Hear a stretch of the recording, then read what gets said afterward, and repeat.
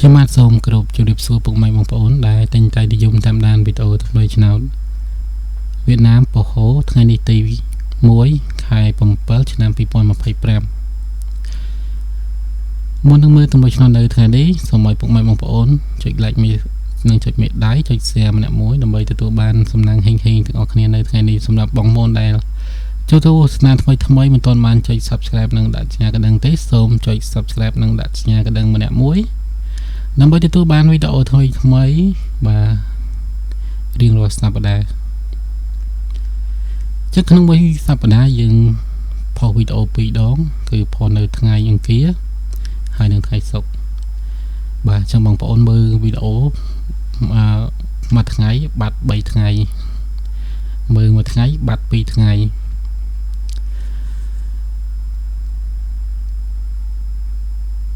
បងប្អូនដែលចង់បានទំនុកឆ្នោតល្អៗបាទអាចឆាន់មកបានតាម account Facebook សំណាងថ្ងៃថ្មីសញ្ញា logo ដែលមាននៅលើអេក្រង់នឹងស្រាប់ឬក៏ page Vina 24KH ទៅតាម Telegram 092 24 21 និង 32 ឥឡូវមើលទំនុកឆ្នោតទាំងអស់គ្នានៅថ្ងៃនេះដែរគឺមាន08 54 63 71 និង 92 លេខធំ3មាន306 438 7 68 521 297 លេខនេះយើងលេខបាន3ថ្ងៃគឺថ្ងៃអង្គារថ្ងៃពុធថ្ងៃពហុហើយថ្ងៃសុក្រនឹងមានទំនុកឆ្នោតថ្មីទៀតបាទហើយលេងយ៉ាងម៉េចរយៈពេល3ថ្ងៃហ្នឹងបើអត់ចេញវីដេអូថ្មីហើយយកទំនុកចេះទៅលេងបែបម៉េចគឺយើងមើលលេខណាដែលអត់ទាន់ចេញ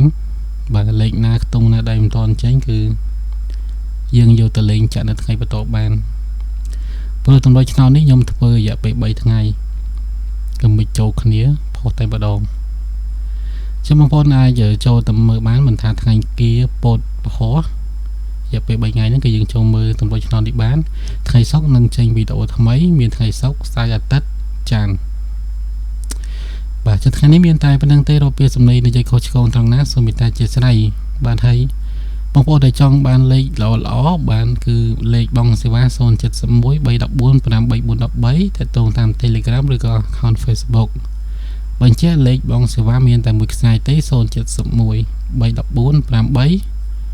843ជួបគ្នាម្ដងទៀតនៅថ្ងៃសុក្រពេលវេលានឹងម៉ោងដដែលសូមអរគុណសូមជម្រាបលា